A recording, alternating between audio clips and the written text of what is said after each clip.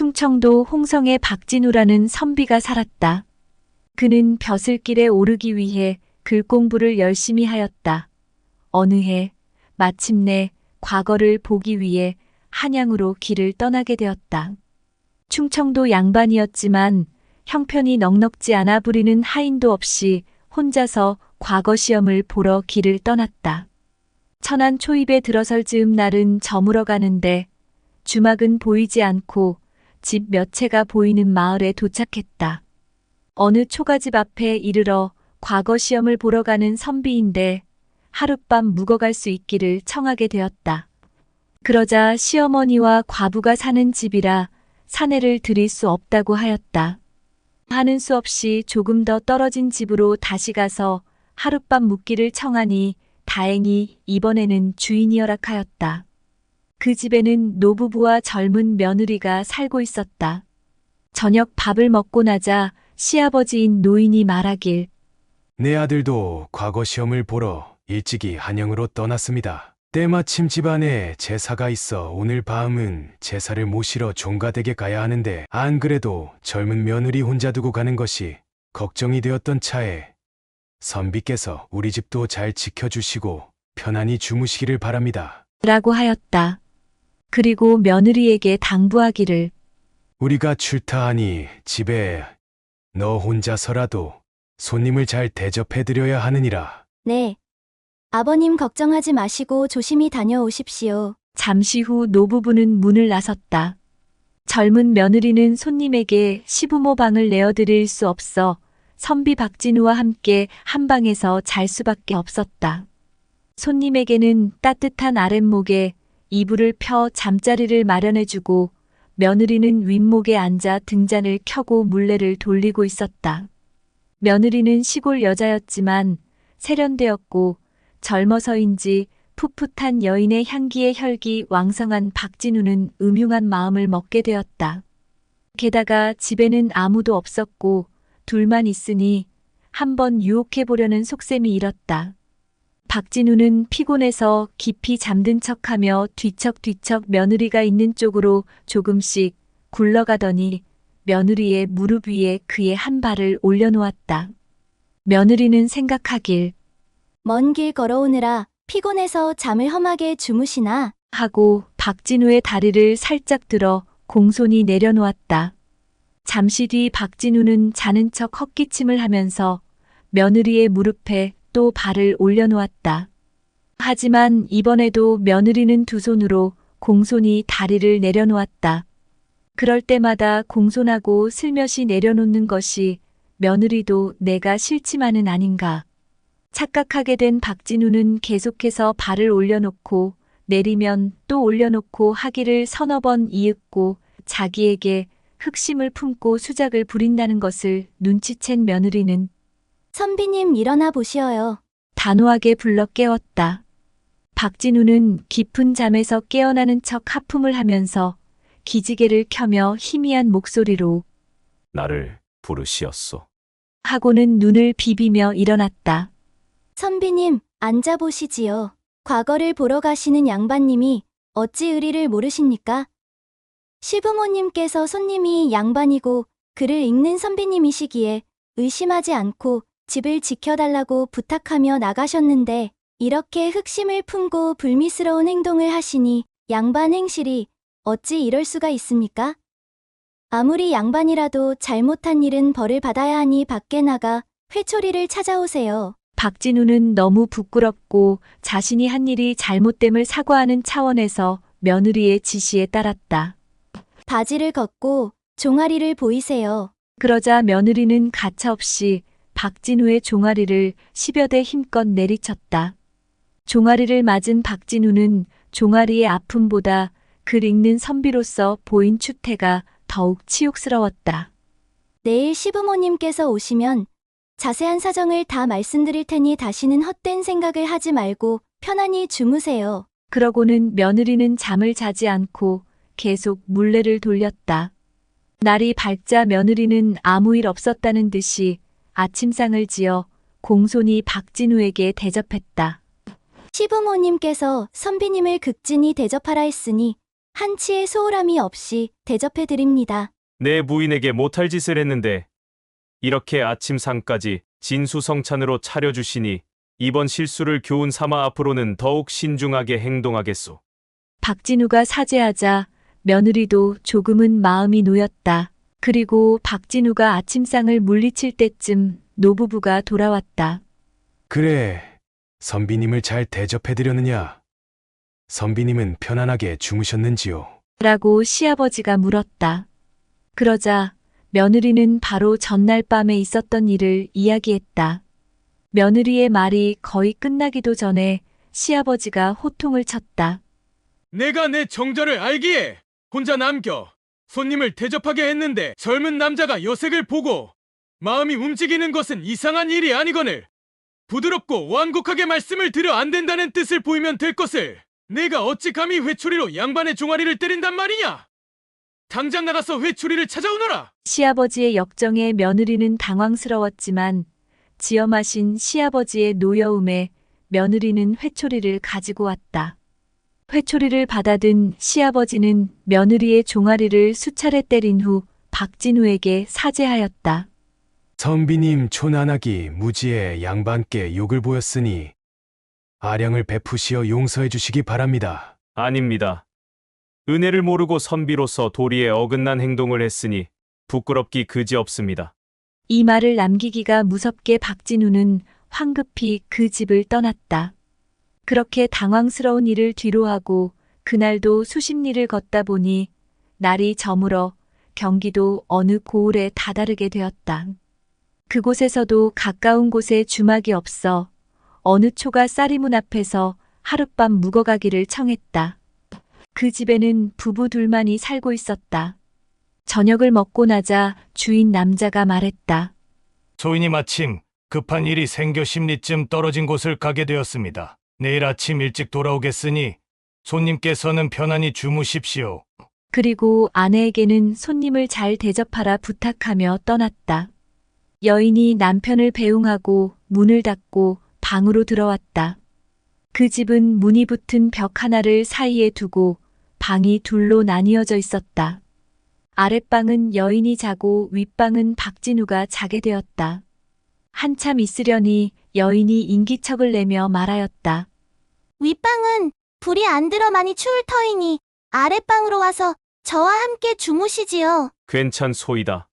내 옷을 단단히 입고 이불을 꼭 덮고 자면 괜찮으니 걱정 마십시오. 아닙니다. 손님이신데 추운 곳에 주무시게 하는 것이 영 마음에 걸리오니 따뜻한 방으로 건너오시지요. 걱정은 고마오나 남녀가 유별하니 같은 방에서는 잘 수 없음이요. 찬 방에서라도 잘 수 있게 해주었으니 그것으로 고맙소.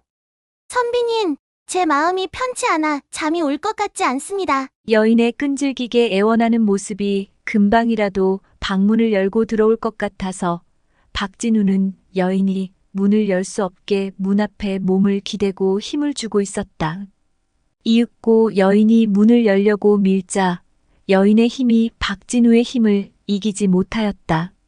박진우는 어제의 일을 생각하며 다시는 남의 여인을 탐하지 않으리라. 다짐했기 때문에 여인의 어떠한 유혹에도 넘어가지 않고 굳건히 여인의 관심을 뿌리칠 수 있었다. 아무리 힘을 주어도 문이 열리지 않자 여인은 화를 내며 고함에 가깝게 욕설을 퍼부었다. 사내가 오죽 못났으면 여인을 앞에 두고도 욕정 한 점 없다니 어찌 그럴 수 있답니까? 왁자지껄하게 요란한 욕설을 짓거리더니 내 남자가 없어서 선비님 같은 사람을 유혹했겠어요? 하며 방문을 걷어차고 나가는 소리가 들렸다. 한참 만에야 여인이 들어오는 소리가 들리더니 남자의 소리도 함께 들렸다. 혹시나 나갔던 남편이 들어오는가 싶었는데 남편의 목소리는 아니고 다른 사내를 불러들인 것 같았다. 두 사람의 음탕한 짓거리에 박진우는 잠을 이룰 수가 없었다. 그렇게 한참을 시끄럽게 엎치락 뒤치락 거리더니 새벽녘이 되어서야 조용해졌다. 그런데 갑자기 바깥문이 활짝 열리더니 남편이 호통치는 소리가 들렸다. 박진우는 깜짝 놀라 자신의 방 창호지에 구멍을 뚫고 아랫방을 들여다보았다. 내 이 연놈들 이럴 줄 알았지? 다른 마을에 갔다던 남편이 긴 칼을 들고 와 씩씩거리며 험악하게 소리 질렀다. 방 안에서 여인과 사내가 서로 부둥켜 안고 자고 있다가 화들짝 놀라 잠에서 깨어났다. 여인이 벌벌 떨며 말했다. 여보, 뭔가 오해를 한 거예요. 네, 당신도 없는데. 윗방에 저 사내가 자꾸 겁탈하려 방문을 열려고 하여 무서워서 앞집 총각을 데려온 거예요. 잘못이 있다면 저 사내의 잘못이지 우리의 잘못은 없어요. 하면서 거짓말을 아무렇지도 않게 하는 것이었다. 하지만 남편은 여인의 거짓말을 이미 다 알고 있었다. 그래서 옷을 챙기지도 못하고 후다닥 도망가려는 사내를 죽이고 여인에게 말했다. 내가 평소 너의 행실에 의심스러운 점이 많았는데 증거가 없어서 증거를 잡을 때를 노리고 있었다. 마침 선비님이 오셨기에 기회를 잡아서 이 자리를 피해 주었더니 아니나 다를까 대쪽 같은 선비님을 유혹하다가 안 되니까 옆집 총각을 데려온 거 내 모를 줄 알아. 남편이 여인의 행동을 직접 관찰한 듯이 낱낱이 말하자. 그제서야 여인은 남편이 모든 것을 다 알고 있다는 것을 인지하고 잘못을 시인하며 잘못했다고 두 손이 발이 되도록 빌었지만 남편은 여인을 살려두지 않고 그동안의 행실에 분노를 참지 못해 사내와 같이 죽여버리게 되었다. 이 모든 상황을 숨죽이며 들여다본 박진우는 방에서 벌벌 떨고 있었다. 남편이 박진우를 불렀다. 선비님 문 좀 열어주십시오. 잠시 뵙겠습니다. 박진우는 그가 흉악한 일을 저지른지라 매우 두려웠지만 한편으로 생각하니 자신은 잘못을 저지른 일이 없었기에 달리 우려할 일이 있을까 하고 문을 열어 들어오게 했다. 남편은 박진우에게 여러 번 절을 하고 칭찬하며 말하였다. 나리께서는 정말 대인군자이십니다. 젊은 남자 중에 깊은 밤 밀실에서 여인의 유혹을 뿌리치며 욕정을 참을 수 있는 사람이 몇이나 되겠습니까요? 평소 아내에 대한 소문을 듣고 행실이 수상하였는데 증거를 잡지 못하고 있던 차에 나리의 풍채가 뛰어나서인지 아내가 첫눈에 선비님을 흠모하는 마음을 가진 것 같았습니다. 그래서 소인이 일부러 출타한다 하고 창밖에 숨어서 몰래 내부 사정을 모두 살피고 있었습니다. 선비님의 꿋꿋한 행동에 아내는 음탕한 정욕을 이겨내지 못하고 옆집 총각을 불러와 자기 욕정을 채웠지요. 소인이 그 행동에 분을 참지 못하고 그들을 죽였습니다. 만일 선비님께서도 확고한 의지 없이 아내에게 유혹당하셨다면 소인의 칼날을 면치 못하셨을 겁니다. 지금까지 많은 사람을 봐왔지만 선비님 같은 진정한 대인군자는 없었습니다. 이제는 이곳에 더 이상 머무를 수 없게 되었습니다. 날이 더 밝기 전에 소인과 함께 어서 도망치셔야 합니다. 마침내 박진우와 집주인은 서둘러 함께 문을 나섰는데 몇 걸음 가다가 사내가 말했다. 소인이 한 가지 잊은 일이 있습니다. 집에 불을 지르고 오겠습니다. 여기서 조금만 기다려 주십시오. 그러고는 몸을 돌려 돌아갔다. 하지만 박진우는 반드시 그 사내와 함께 가야 할 이유가 없었다. 그래서 서둘러 먼저 길을 재촉해 발길을 옮겼다. 한참 가다가 뒤돌아보니 먼 곳에서 화염이 하늘 높이 솟고 있었다. 그렇게 우여곡절을 겪으면서 한양에 도착한 박진우는 과거 시험을 볼 준비를 하였다. 우선은 시험을 치를 때까지 묵을 수 있는 과거 방을 구하기로 했다. 여러 곳을 돌아다녀 머물기로 한 과거 방은 정원에 나무가 울창하고 연못까지 있어 공부하다 휴식을 취하는데도 도움이 될 것 같은 과거 방을 선택하였다. 과거 방에는 전국 각지에서 온 선비들로 북적였다. 형편이 넉넉한 선비는 방을 혼자 썼지만 여의치 않은 선비는 여럿이 묵는 방을 선택했다. 박진우 역시 가난하니 여럿이 쓰는 방을 선택할 수밖에 없었다. 이미 묵고 있던 선비 중에 한 명은 전주에서 온 김선비였고 또 한 명을 천안에서 올라온 홍선비였다. 박진우와 홍선비는 같은 충청도 사람이라고 더욱 친하게 지냈다. 홍선비는 한양에 적응하기 위해 한 달 전에 먼저 올라와 한양 지리도 많이 눈여겨 놓았고 이곳저곳 곳곳에 재미있는 곳을 알고 있었다. 하루는 홍선비가 말했다. 박선비님, 내 좋은 기생집을 아는데 우리 과거 시험을 보기 전에 딱 한 번 기생집에 가서 술 한잔 하시는 것이 어떻겠소? 박진우는 과거 날짜가 임박하여 크게 내키지는 않았지만 홍선비의 성에 있는 제안에 거절하지도 못하여 미안해 머뭇거리고 있는데 박선비님, 내가 한 잔 살 터이니 함께 가시지요. 내 진작 가고 싶었지만 혼자서는 용기가 나지 않아 가지 못하고 있었습니다. 예쁜 기생이 많다고 하니 우리도 한양까지 왔는데 한양 기생 한 번은 보고 가야지 않겠소? 박진우는 홍선비의 제안에 못 이기는 척하고 따라 나섰다.